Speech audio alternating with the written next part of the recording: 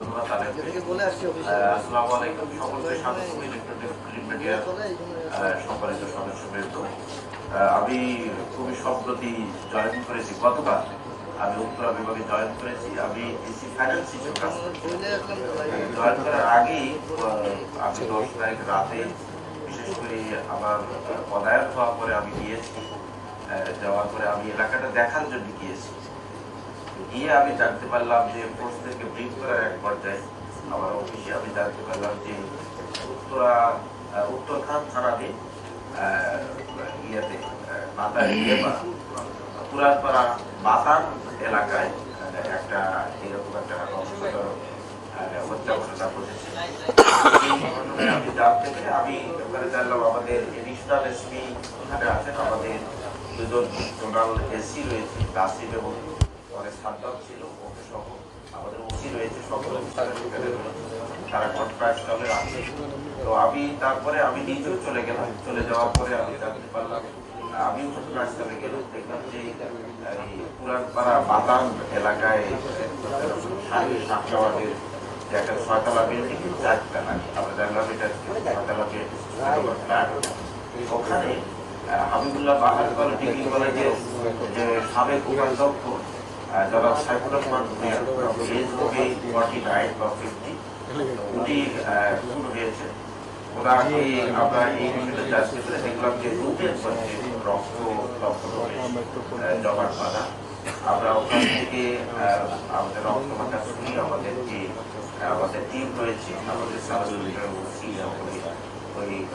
আমাদের যে বিছানার বেডশিট, এগুলো আমরা জব্দ করেছি। জব্দ করে থানায় নিয়ে গেছি। থানায় নিয়ে গিয়ে আমরা এই বিষয়ে এই মামলার অনুসন্ধানের জন্য আমরা একটা টিম ওয়ার্ক করি। আমি সহ আমাদের এডিশনাল এসপি, এডিসি, আমাদের দুজন এসি, আমাদের অফিসার ইনচার্জ তদন্ত এবং সব অন্যান্য সাবস্ক্রিপ্টর কিন্তু মিলে আমরা বসে এই বিষয়ে দ্রুত যাতে এটা ডিটেক্ট করা যায়, করার জন্য আমরা সারা রাত ধরে এখানে সিনিয়র অ্যানালিসিস করি এবং সিসিটিভি ওই এলাকায় আছে এগুলো দেখি। এবং যারা সাইফুর রহমানের যখন তখন তিনি জীবিত ছিলেন, তখন তাদেরকে তাকে যারা হসপিটাল নিয়ে গিয়েছে তাদেরকে আমরা এই সম্পর্কে আমরা একটা সেখান থেকে আমরা প্রস্তুত করি। আমাদের বিভিন্ন 3-4টে টিমকে আমরা বিভিন্ন দিকে আমরা পাঠিয়ে দিই। আমাদের বিভিন্ন ডাইমেনশন আমরা গ্রহণ করি যে এইগুলোর মধ্যে আমাদের এই ঘটনা আমরা এক পর্যায়ে সফল আমরা জানতে পারি। আমরা একটা টিমের মধ্যে আমরা জানতে পারি যে আমরা দুজনকে আমরা গ্রেফতার করি ফরিদপুর থেকে। ফরিদপুর থেকে দুজনকে স্বামী স্ত্রী দুজনকে গ্রেফতার করে আমরা নিয়ে আসলাম। আমরা জিজ্ঞাসাবাদ করে আমরা জানতে পারি যে এদের দুজনের একজনের নাম হচ্ছে নাজেম, তার স্ত্রীর নাম হচ্ছে রূপা। নাজেমের বয়স হবে 21 বছর বা 22 বছর, রূপার বয়স হবে 20 বছর।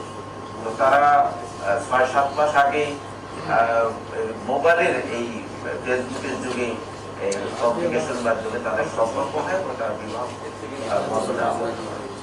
নাজেমের বাড়ি হচ্ছে নীলফামারীর জলঢাকা, আর তার ওয়াইফ যে রূপার বাড়ি হচ্ছে সাউথা ফরিদপুর। তো এরা যে রংপুর থেকে, এরা মূলত রংপুর থেকে আসে, লালমনি এক্সপ্রেসে এসে